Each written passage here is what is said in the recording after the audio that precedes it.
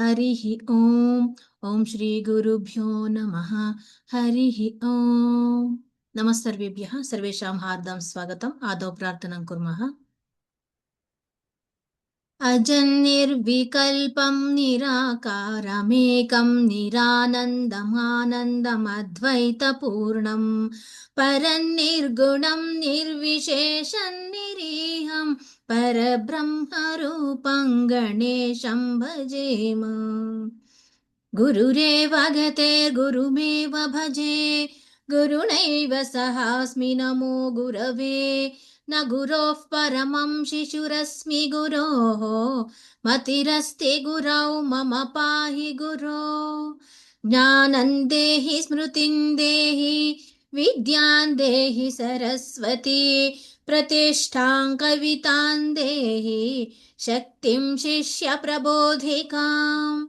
वसुदेवसुतं देवं कंसचाणूरमर्दनं, देवकी परमानन्दं कृष्णौ वन्दे जगद्गुरुं। व्यासाय विष्णुरूपाय व्यासरूपाय विष्णवे, नमो वै ब्रह्मनिधये वासिष्ठाय नमो नमः। धन्यवादः सर्वेभ्यः। अद्य वयं 15 श्लोकं पश्यामः।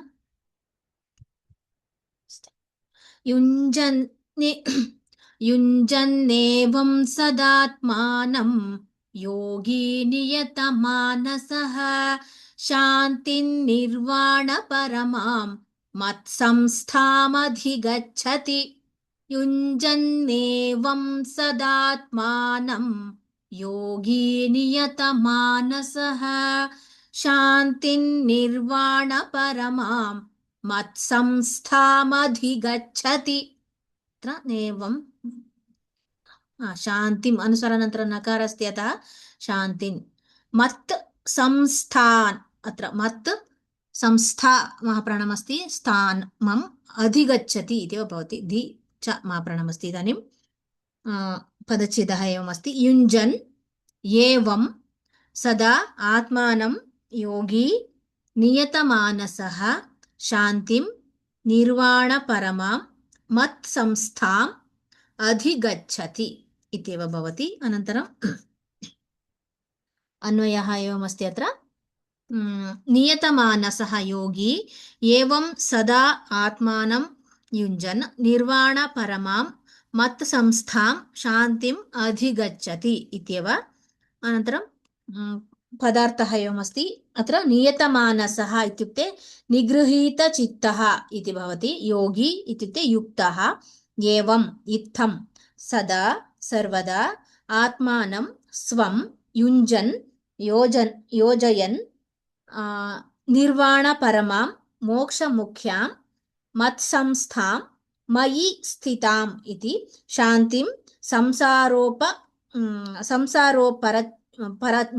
परतिम् इति, संसारोपरतिम् इति भवति।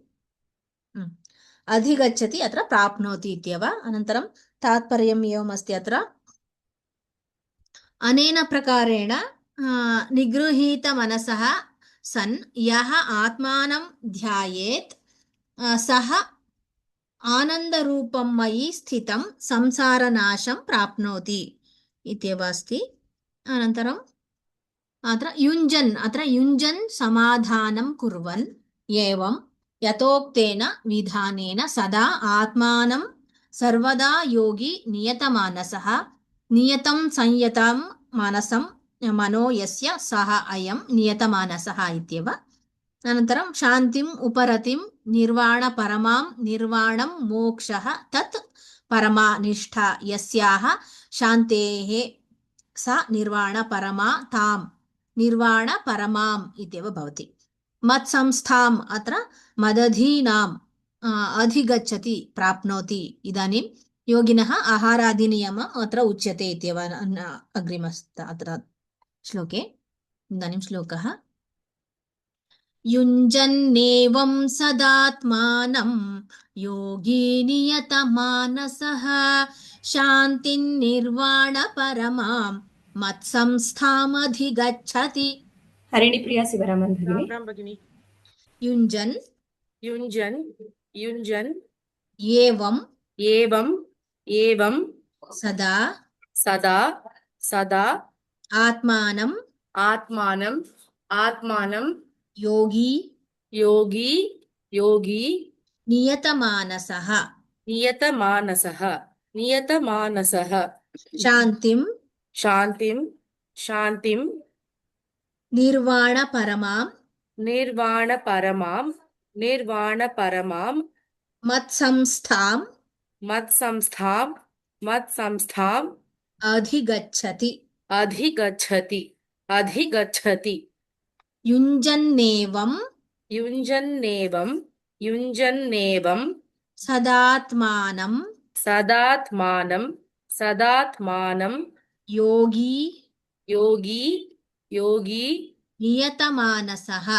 नियतमानसः नियतमानसः शान्तिं निर्वाणपरमां शान्तिं निर्वाणपरमां शान्तिं निर्वाणपरमां मत्संस्थामधिगच्छति मत्संस्थामधिगच्छति मत्संस्थामधिगच्छति युञ्जन्नेवं सदात्मानं युञ्जन्नेवं सदात्मानं युञ्जन्नेवं सदात्मानं योगी नियतमानसः योगी नियतमानसः योगी नियतमानसः शान्तिर्निर्वाणपरमां शान्तिर्निर्वाणपरमां शान्तिर्निर्वाणपरमां मत्संस्थामधिगच्छति मत्संस्थामधिगच्छति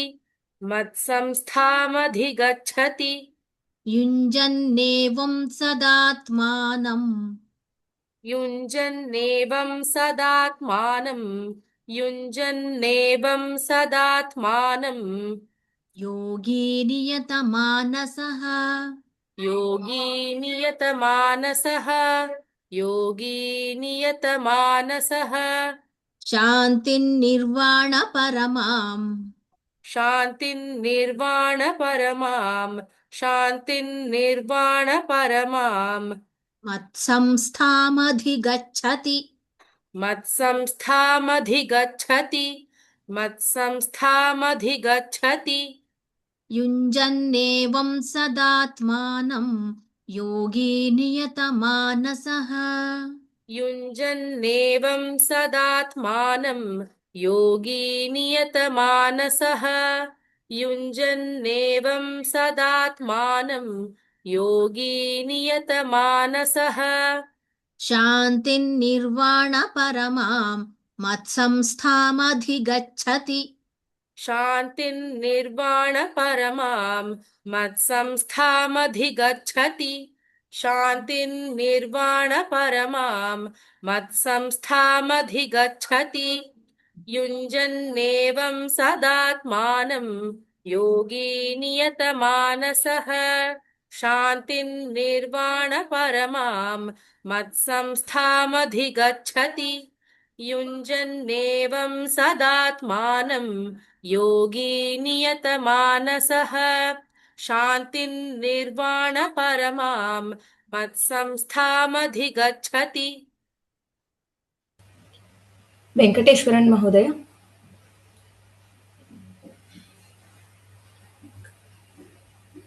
ओके, वेङ्कटेश्वरन् महोदय। युञ्जन्नेवं सदात्मानं योगी नियतमानसः शान्तिर्निर्वाणपरमां मत्संस्थामधिगच्छति युञ्जन्नेवं सदात्मानं योगी नियतमानसः शान्तिर्निर्वाणपरमां मत्संस्थामधिगच्छति। सुमति भगिनी।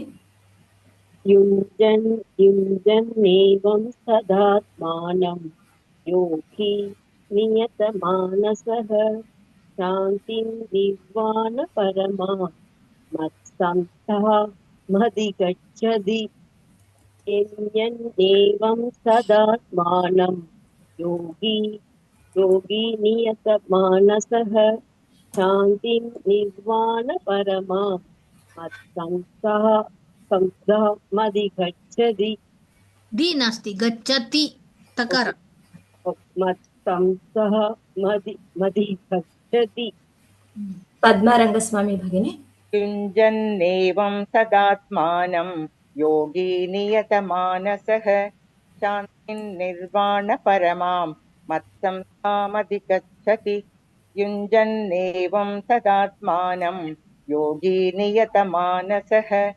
शान्तिर्निर्वाणपरमां मत्संस्थामधिगच्छति के राजेश्वरी भगिनी युञ्जन्नेवं सदात्मानं योगी नियतमानसः शान्तिं निर्वाणपरमां मत्संस्थामधिगच्छति युञ्जन्नेवं सदात्मानं योगी नियतमानसः शान्तिं निर्वाणपरमां मत्संस्थामधिगच्छति अग्रे क्षमः नात्यश्नतस्तु योगोऽस्ति न चैकान्तमनश्नतः न चातिस्वप्नशीलस्य जाग्रतो नैव चार्जुन नात्यश्नतस्तु योगोऽस्ति न चैकान्तमनश्नतः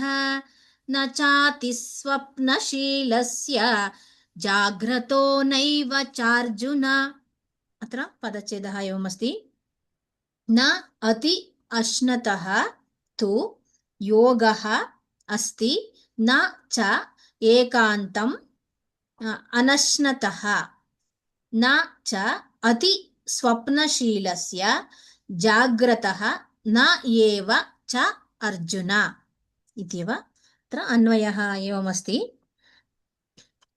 अत्र अर्जुन इति सम्बोधनम् अस्ति अर्जुन अश्नतः तु योगः न अस्ति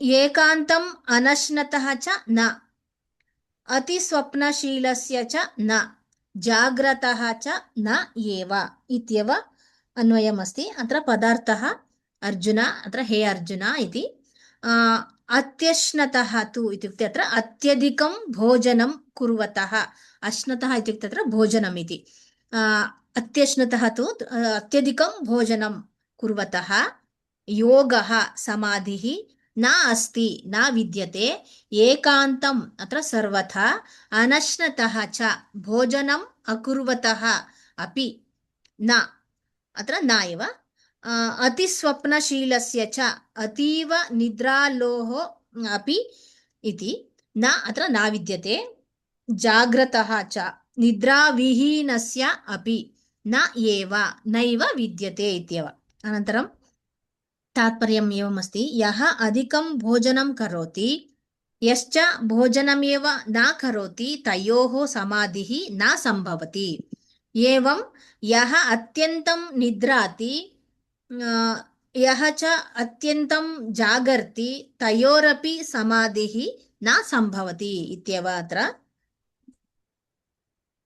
अस्तु इदानीम् अत्र न अश्नतः आत्मसंमितमन्नपरिमाणमतीत्यश्नतः इत्यत्र अत्यश्नतः न योगः अस्ति इति अत्र अनन्तरं न च एकान्तम् अनश्नतः योगः अस्ति यदुः वा आत्मसंमितमन्नं तद्वदति तन्न हिनस्ति अत्र अन्यत् अपि अग्रिम इति अस्ति श्लोकः इति श्रुतेः अत्र श्लोकम् अस्ति अत्र तस्मात् योगी न आत्मसंमिताम् अन्नात् अधिकं नूनं वा अश्नीयात् इति अथवा योगिनः योगशास्त्रे परिपाठितात् इति अन्नपरिमाणात् अतिमात्रमश्नतः योगः नास्ति इति उक्तं हि अर्धं सौव्यञ्जनान्नस्य तृतीयम् उदकस्य च वायोः सञ्चरणार्थं तु चतुर्थम् अवशेषयेत् इति जानाति इति मन्ये इत्यादि परिमाणं तथा न च अतिस्वप्नशीलस्य योगः भवति नैव च अतिमात्रं जाग्रता भवति च अर्जुन इत्येव अत्र कथं पुनः योगः भवति इति अन्यत् अत्र उच्यते इति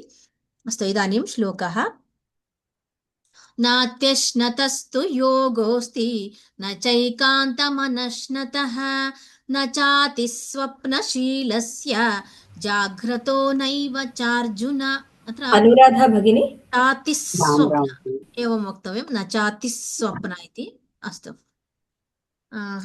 न अति न अति न अति अश्नतः अश्नतः अश्नतः तु योगः तु योगः तु योगः अस्ति अस्ति अस्ति न च एकान्तं न च एकान्तं न च एकान्तम् अनश्नतः अनश्नतः अनश्नतः न च अति न च अति न च अति स्वप्नशीलस्य स्वप्नशीलस्य स्वप्नशीलस्य जाग्रतः जाग्रतः जाग्रतः न एव च न एव च न एव च अर्जुन अर्जुन अर्जुन नात्यश्नतस्तु नात्यश्नतस्तु नात्यश्नतस्तु योगोऽस्ति योगोऽस्ति योगोऽस्ति न चैकान्तमनश्नतः न चैकान्तमनश्नतः न चैकान्तमनश्नतः न चातिस्वप्नशीलस्य न चातिस्वप्नशीलस्य न चातिस्वप्नशीलस्य न न चा चाति हा, न चातिस्वप्नशीलस्य जाग्रत सारी न चातिस्वप्नशीलस्य जाग्रतो नैव चार्जुन जाग्रतो नैव चार्जुन जाग्रतो नैव चार्जुन नात्यश्नतस्तु योगोऽस्ति नात्यश्नतस्तु योगोऽस्ति नात्यश्नतस्तु योगोऽस्ति न चैकान्तमनश्नतः न चैकान्तमनश्नतः न चैकान्तमनश्नतः न चातिस्वप्नशीलस्य न चातिस्वप्नशीलस्य न चातिस्वप्नशीलस्य जाग्रतो नैव चार्जुन जाग्रतो नैव चार्जुन जाग्रतो नैव चार्जुन नात्यश्नतस्तु योगोऽस्ति नात्यश्नतस्तु योगोऽस्ति नात्यश्नतस्तु योगोऽस्ति न चैकान्तमनश्नतः न चैकान्तमनश्नतः न चैकान्तमनश्नतः न चातिस्वप्नशीलस्य न चातिस्वप्नशीलस्य न चातिस्वप्नशीलस्य जाग्रतो नैव चार्जुन जाग्रतो नैव चार्जुन जाग्रतो नैव चार्जुन पठतु नात्यश्नतस्तु योगोऽस्ति न चैकान्तमनश्नतः न स्वप्नशीलस्य जाग्रतो नैव चार्जुन नात्यश्नतस्तु योगोऽस्ति न चैकान्तमनश्नतः न चातिस्वप्नशीलस्य जाग्रतो नैव चार्जुन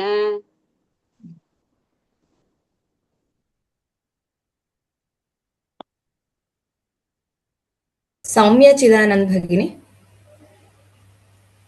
नात्यश्नतस्तु योगोऽस्ति न चैकान्तमनश्नतः न चातिस्वप्नशीलस्य जाग्रतो नैव चार्जुन नात्यश्नतस्तु योगोऽस्ति न चैकान्तमनश्नतः न चातिस्वप्नशीलस्य जाग्रतो नैव चार्जुन देविका राजसिंहं भगिनी नात्यश्नतस्तु योगोऽस्ति न चैकान्तमनश्नतः न चातिस्वप्नशीलस्य जाग्रतो नैव चार्जुन नात्यश्नतस्तु योगोऽस्ति न चैकान्तमनश्नतः न चातिस्वप्नशीलस्य जाग्रतो नैव चार्जुन उमा पाटिल भगिनी आम् आम् नात्यश्नतस्तु योगोऽस्ति न चैकान्तमनश्नतः न चान्ति शान्ति शान्ति नास्ति सोरि क्षम्यतां न चाति स्वप्नशीलस्य एकवारं न चातिस् स्वप्न अत्र द्वित्वं भवति न चातिस् आम् आम् न चाति स्वप्नशीलस्य जाग्रतो नैव चार्जुन नात्यश्नतस्तु योगोऽस्ति न चैकान्तमनश्नतः न चातिस्वप्नशीलस्य जाग्रतो नैव चार्जुन हेमावती भगिनी नात्यश्नतस्तु योगोऽस्ति न चैकान्तमनश्नतः न चातिस्वप्नशीलस्य जाग्रतो नैव चार्जुन नात्यश्नतस्तु योगोऽस्ति न चैकान्तमनश्नतः न चातिस्वप्नशीलस्य जाग्रतो नैव चार्जुन सरसिजा सुरेश भगिनी नात्यश्नतस्तु योगस्ति नात्यश्नतस्तु योगोऽस्ति नात्यश्नतस्तु योगोऽस्ति न चैकान्तमनश्नतः न चातिस्वप्नशीलस्य न जाग्रतो नैव चार्जुन नात्यश्नस्तु योगस्ति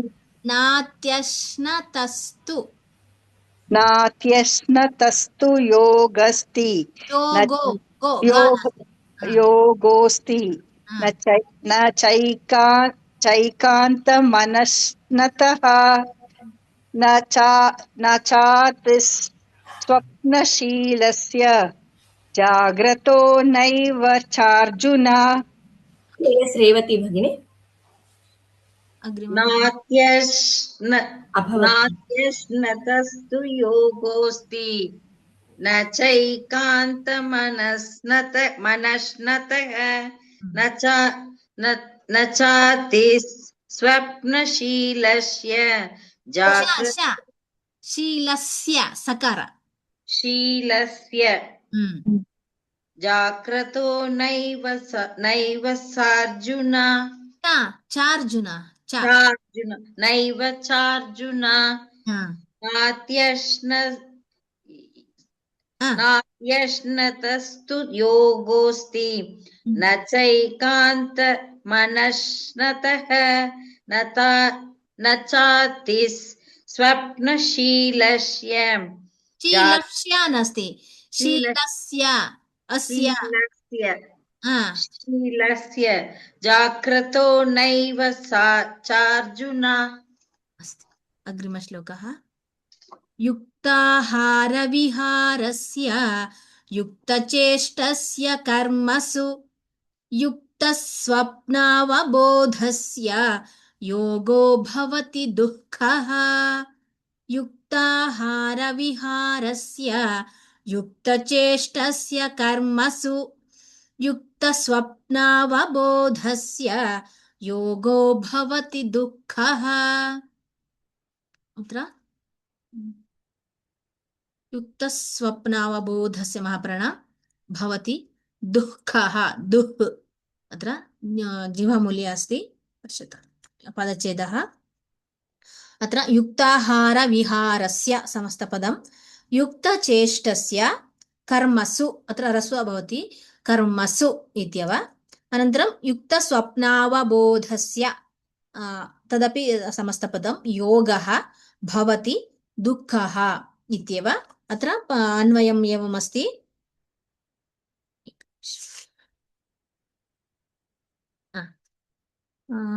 युक्ताहारविहारस्य कर्मसु युक्तचेष्टस्य युक्तस्वप्नावबोधस्य योगः दुःखः भवति इत्येव अस्ति दुःखः भवति इत्येव अस्तु युक्ता अत्र पदार्थः एवमस्ति युक्ताहारविहारस्य इत्युक्ते अत्र समुचिताहारसञ्चारस्य इति समुचिताहारसञ्चारस्य इत्येव कर्मसु कार्येषु युक्तचेष्टस्य अत्र समुचितव्यापारस्य इत्येव युक्तस्वप्नावबोधस्य इत्युक्ते अत्र समुचितनिद्राजागरणस्य इत्यभवति अनन्तरं योगः इत्युक्ते समाधिः दुःखः दुःखनाशकः दुःखः इत्युक्ते दुःखनाशकः इति भवति सम्पद्यते इत्येव तात्पर्यम् एवमस्ति यः यथाकालं परिमितम् एव अश्नाति तथा सञ्चरति यः धर्मसम्पते कार्ये यथाकालं व्यापृतो भवति यः यथाकालं निद्राति यथा जागर्ति तस्य पुरुषस्य समाधिः अवश्यं दुःखनाशकः भवति इत्येव अस्ति अत्र युक्ताहारविहारस्य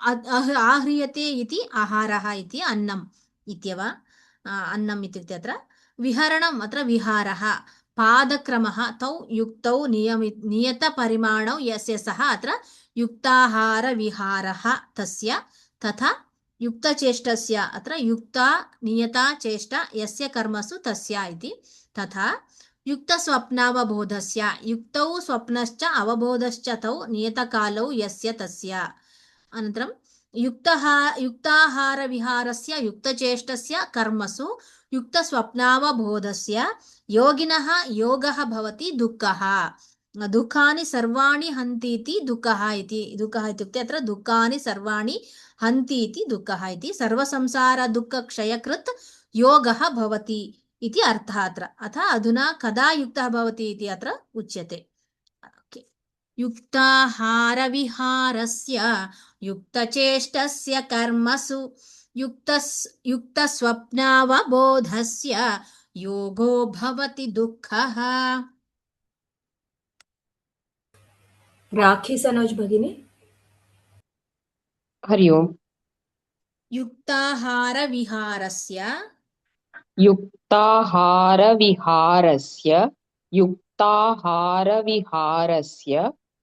युक्तचेष्टस्य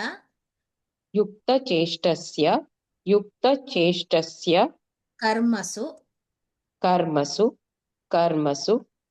युक्तस्वप्नावबोधस्य योगः भवति दुःखः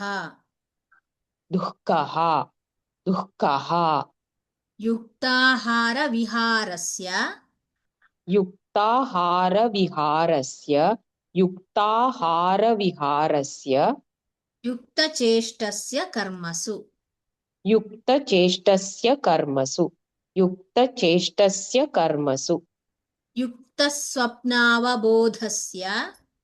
युक्तस्वप्नावबोधस्य बो अल्पप्राण बोधस्य बोधस्य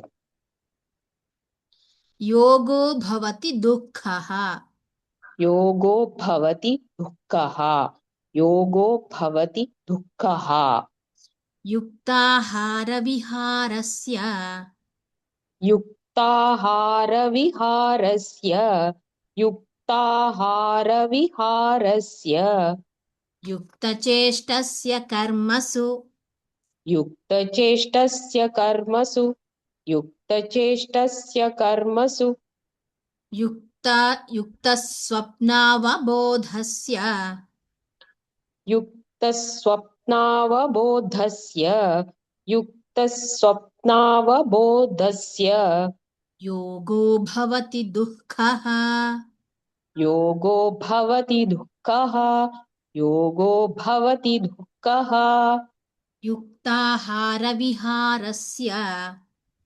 युक्ताहारविहारस्य युक्ताहारविहारस्य युक्तचेष्टस्य कर्मसु युक्तचेष्टस्य कर्मसु युक्तचेष्टस्य कर्मसु युक्तस्वप्नावबोधस्य युक्तस्वप्नावबोधस्य युक्तस्वप्नावबोधस्य योगो भवति दुःखः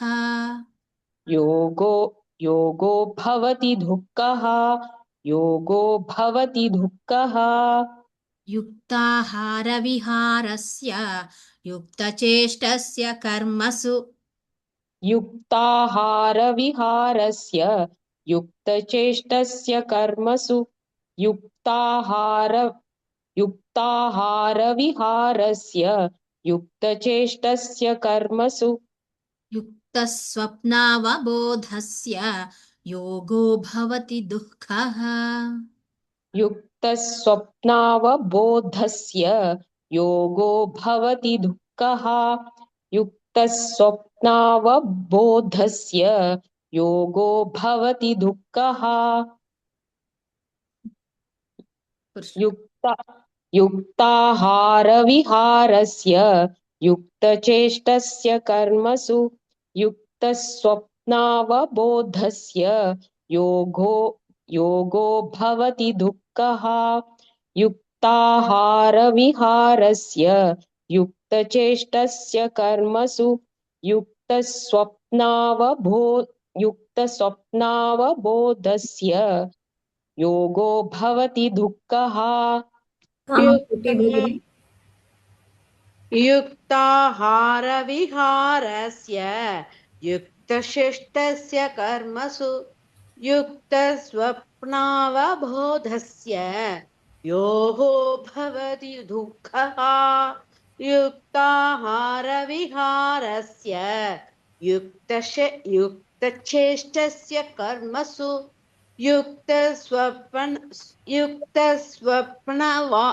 स्वप्नवावबोधस्य युक्तस्वप्नावबोधस्य युक्तस्वप्नावबोधस्य अल्पप्राण बोधस्य महाप्राण ओके बोधस्य योगो भवति दुःखः दु अल्पप्राण का महाप्राण दुःखः दुःखः दुःखः अर्चना शशिकांत भगिनी युक्ताहारविहारस्य युक्तचेष्टस्य कर्मसु युक्तस्वप्नावबोधस्य योगो भवति दुःखः युक्ताहारविहारस्य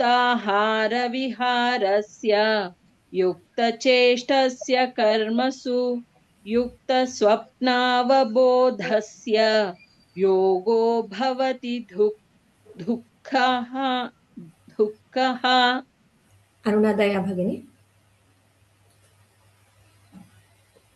अरुणादया भगिनी ओके राम राम युक्ताहारविहारस्य युक्तचेष्टस्य कर्मसु युक्तचेष्टस्य से नास्ति अत्र चे मैम युक्तचेष्टस्य युक्तचेष्टस्य कर्मसु युक्तस्वप्नावबोधस्य बोल योग पकड़ा युक्तस्वप्नावबोधस्य युक्तस्वप्नावबोधस्य योगो भवति दुःखः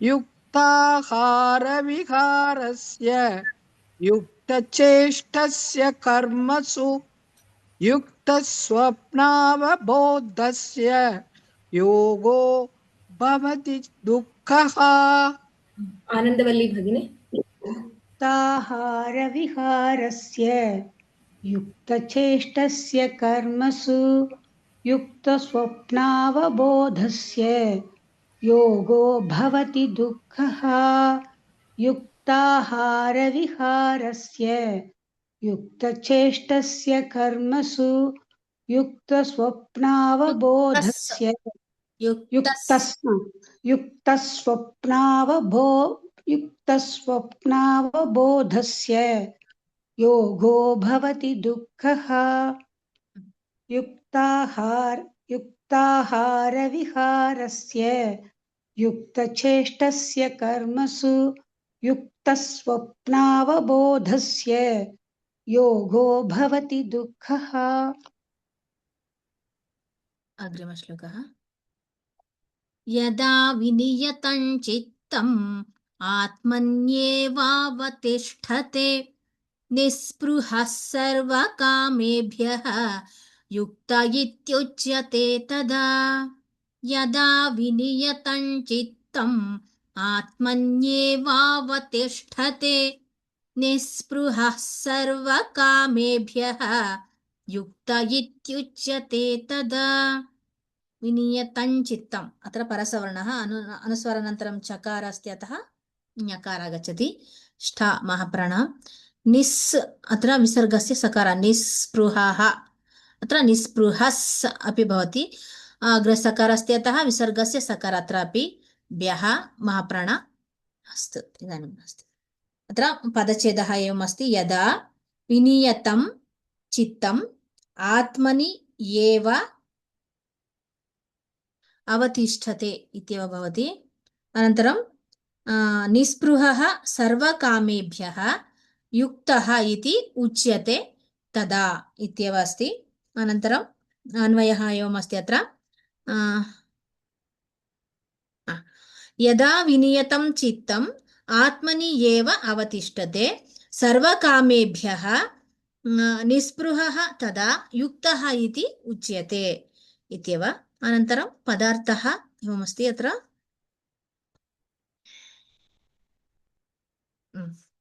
यदा अत्र यस्मिन् समये विनियतं विशेषेण निरुद्धं चित्तं मनः आत्मनि एव आत्मन्येव एव तदेव अवतिष्ठते विद्यते सर्वकामेभ्यः सकलवाञ्छितेभ्यः निःस्पृहः निरीहः तदा तस्मिन् समये युक्तः इति योगी इति उच्यते कथ्यते इत्येव अनन्तरं तात्पर्यम् एवमस्ति अत्र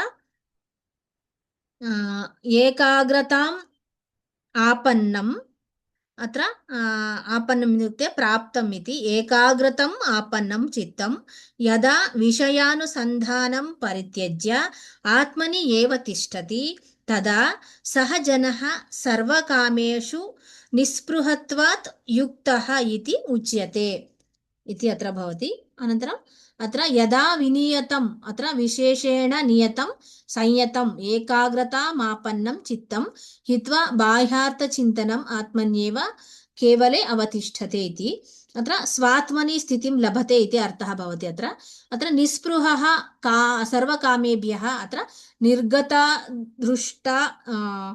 दृष्टादृष्टविषयेभ्यः स्पृहा तृष्णा अत्र स्पृहा इत्युक्ते तृष्णा यस्य योगिनः सः युक्तः इति अत्र समाहितः इति उच्यते तदा तस्मिन् काले इति तस्य योगिनः समाहितं यत् चित्तं तस्योपमा इति उच्यते अत्र अस्तु अग्रिम अत्र इदानीम् अत्र श्लोकः यदा विनियतं चित्तम्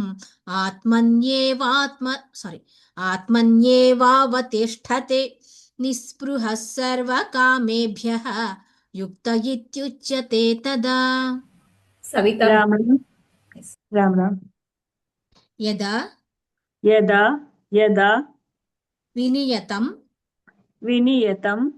विनियतं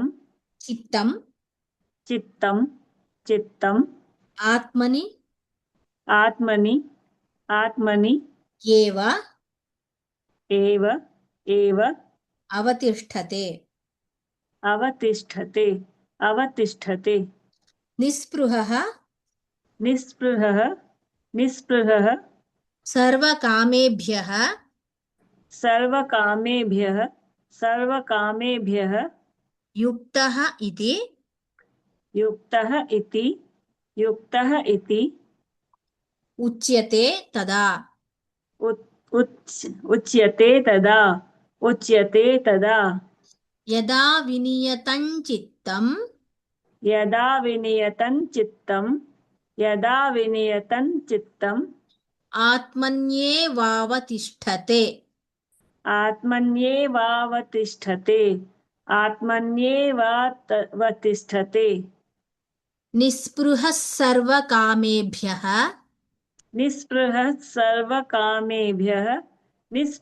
सर्वकामेभ्यः युक्त इत्युच्यते तदा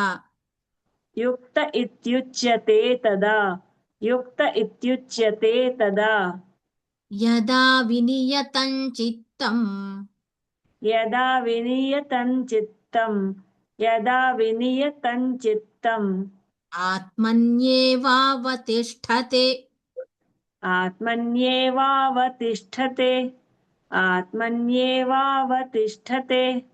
निःस्पृहः सर्वकामेभ्यः निःस्पृहः सर्वकामेभ्यः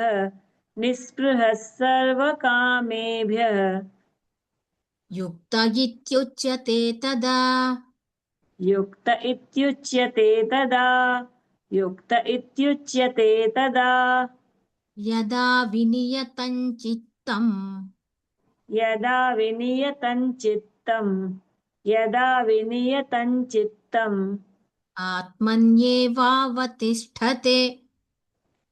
आत्मन्येवावतिष्ठते आत्मन्येवावतिष्ठते निःस्पृहः सर्वकामेभ्यः सर्वकामेभ्यः युक्त इत्युच्यते तदा युक्त इत्युच्यते तदा यदा विनियतं चित्तम् आत्मन्येवावतिष्ठते यदा विनियतं चित्तम् आत्मन्येवावतिष्ठते यदा विनियतं चित्तम् आत्मन्येवावतिष्ठते निःस्पृहः सर्वकामेभ्यः युक्त इत्युच्यते तदा निःस्पृहः सर्वकामेभ्यः युक्त इत्युच्यते तदा निःस्पृहः सर्वकामेभ्यः युक्त इत्युच्यते तदा कामेभ्यः महाप्राणमस्ति निःस्पृहः सर्वकामेभ्यः युक्त इत्युच्यते तदा यदा विनियतं चित्तम्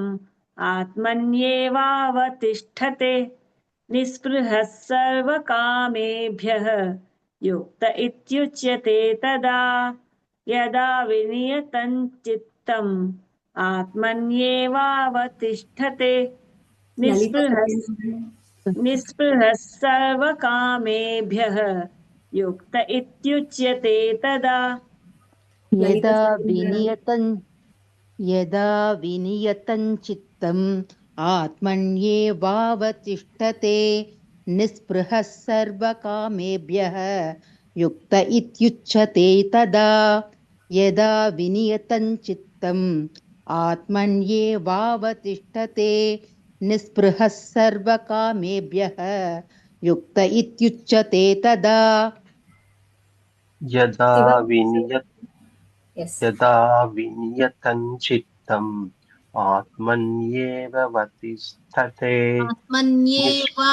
वा दीर्घ आत्मन्येवावतिष्ठते निःस्पृहः सर्वकामेभ्यः युक्त युच्यते तदा यदा विनियतं चित्तम् आत्मन्येवावतिष्ठते निःस्पृहः सर्वकामेभ्यः युक्त युच्यते तदा. कमला जी मुतालिक देसाई भगिनी. यदा विनियतं चित्तम् आत्मन्येवावतिष्ठते निःस्पृहः सर्वकामेभ्यः युक्त इत्युच्यते तदा यदा विनियतं चित्तम् आत्मन्येवावतिष्ठते निःस्पृहः सर्वकामेभ्यः युक्त इत्युच्यते तदा. श्रीलता भगिनी.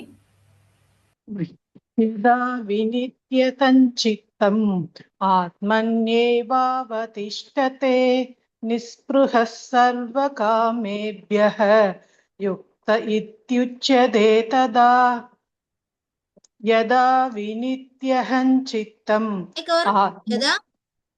यदा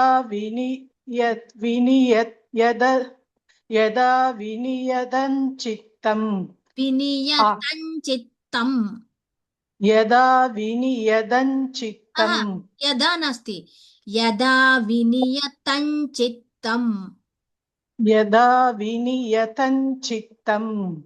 आत्मन्येवावतिष्ठते निःस्पृहः सर्वकामेभ्यः युक्त इत्युच्यते तदा.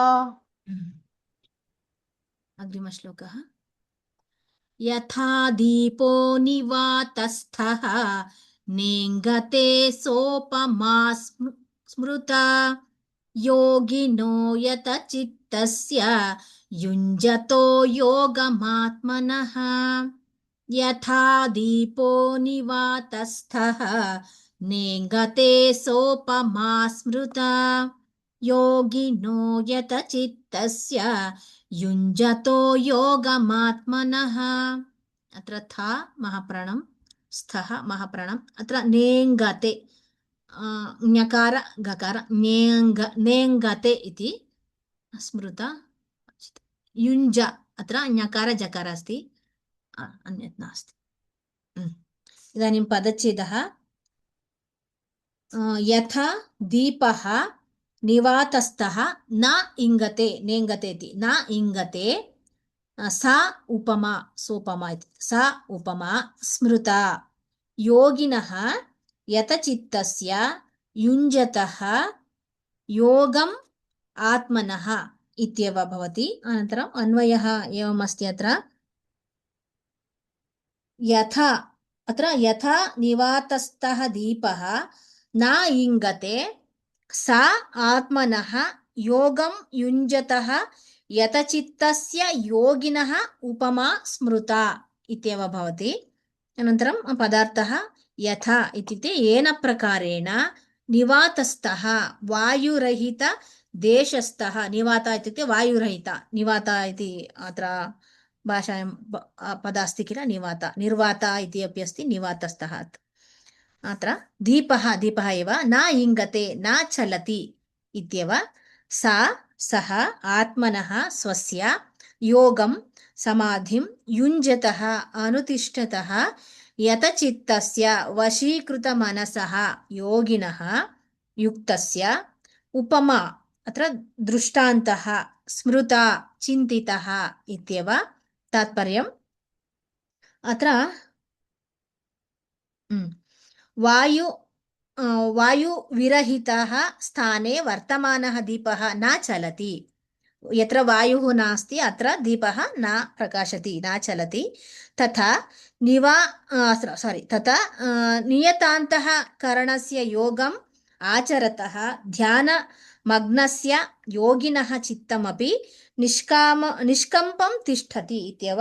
अतः सः दीपः तादृशचित्तस्य उपमा भवितुम् अर्हति इत्येव अनन्तरं यथा दीपः अत्र प्रदीपः निवातस्थः निवाते वातवर्जितदेशे स्थितः न इङ्गते न चलति सा उपमा उपमीयते अनया इति उपमा इति योगाज्ञैः चित्तप्रचारदर्शिभिः स्मृता चिन्तिता योगिनः यतचित्तस्य इति संयतान्तःकरणस्य युञ्जतः योगम् अनुतिष्ठतः आत्मनः समाधिम् अनुतिष्ठत इति अर्थः भवति। एवं योगाभ्यासबलाद् एकाग्रीभूतं निवातप्रदीप कल्पं सत् इत्येव भवति।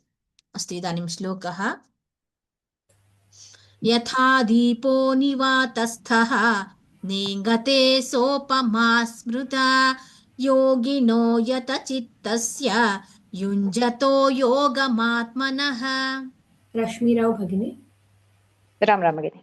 यथा यथा यथा दीपः दीपः दीपः निवातस्थः निवातस्थः निवातस्थः न इङ्गते न इङ्गते न इङ्गते सा उपमा सा उपमा सा उपमा स्मृता स्मृता स्मृता योगिनः योगिनः योगिनः यतचित्तस्य यतचित्तस्य यतचित्तस्य युञ्जतः युञ्जतः युञ्जतः योगं योगं योगम् आत्मनः आत्मनः आत्मनः यथा दीपो यथा दीपो यथा दीपो निवातस्थः निवातस्थः निवातस्थः नेङ्गते सोपमा स्मृता नेङ्गते सोमपा स्मृता नेङ्गते सोमपा स्मृता सोमपा नास्ति सोपमा सारी भगिनि नेङ्गते सोपमा स्मृता नेङ्गते सोपमा स्मृता योगिनो यतचित्तस्य योगिनो यतचित्तस्य योगिनो यतचित्तस्य युञ्जतो योगमात्मनः युञ्जतो योगमात्मनः युञ्जतो योगमात्मनः यथा दीपो निवातस्थः यथा दीपो निवातस्थः यथा दीपो निवातस्थः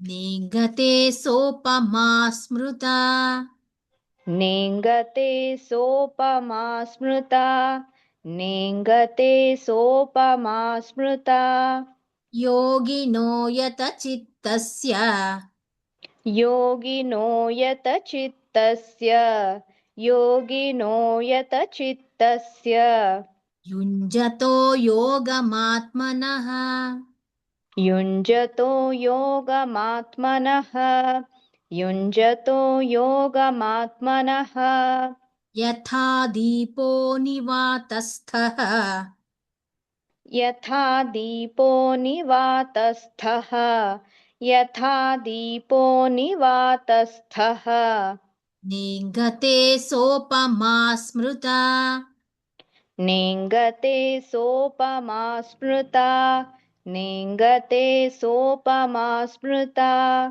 योगिनो यतचित्तस्य योगिनो यतचित्तस्य योगिनो यतचित्तस्य युञ्जतो योगमात्मनः युञ्जतो योगमात्मनः युञ्जतो योगमात्मनः यथा दीपो निवातस्थः नेङ्गते सोपमा स्मृता यथा दीपो निवातस्थः नेङ्गते सोपमा स्मृता यथा दीपो निवातस्थः नेङ्गते सोपमा स्मृता योगिनो यतचित्तस्य युञ्जतो योगमात्मनः योगिनो यतचित्तस्य युञ्जतो योगमात्मनः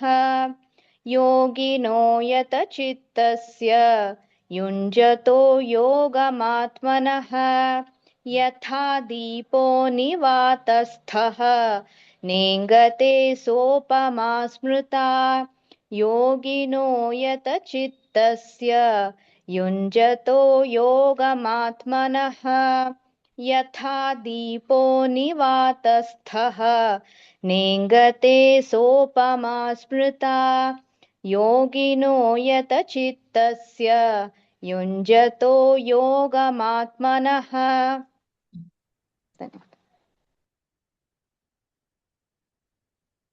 लक्ष्मीनारायणन् महोदय,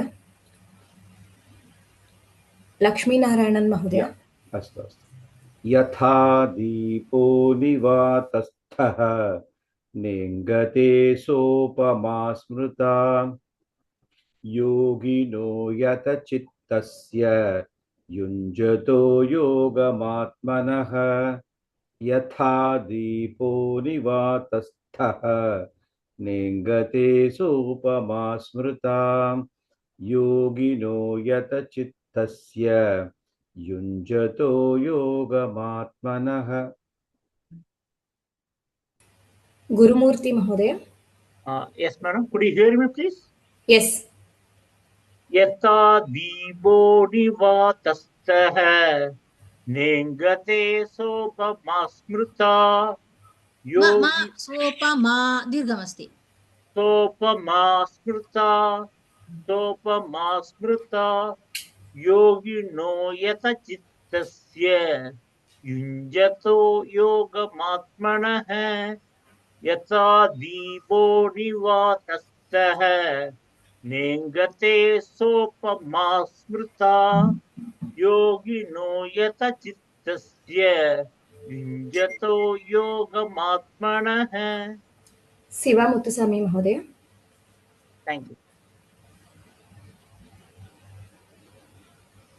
यथा दीपो निवातस्थः नेङ्गते सोपमा स्मृता योगिनो यतचित्तस्य युञ्जतो योगमात्मनः यथा दीपो निवातस्थः नेङ्गते सोपमा स्मृता योगिनो यतचित्तस्य युञ्जतो योगमात्मनः। उषा सुंदरम भगिनी। यथा दीपो निवातस्थः नेङ्गते सोपमा स्मृता योगिनो यदचित्तस्य युञ्जतो योगमात्मनः यथा दीपो निवातस्थः नेङ्गते सोपमा स्मृता योगिनो युधचित्तस्य। भगिनी नेङ्गते नास्ति, स्लोलि वदतु भगिनी। यथा दीपो निवातस्थः नेङ्गते सोपमा स्मृता योगिनो यदचित्तस्य युञ्जतो योगमात्मनः।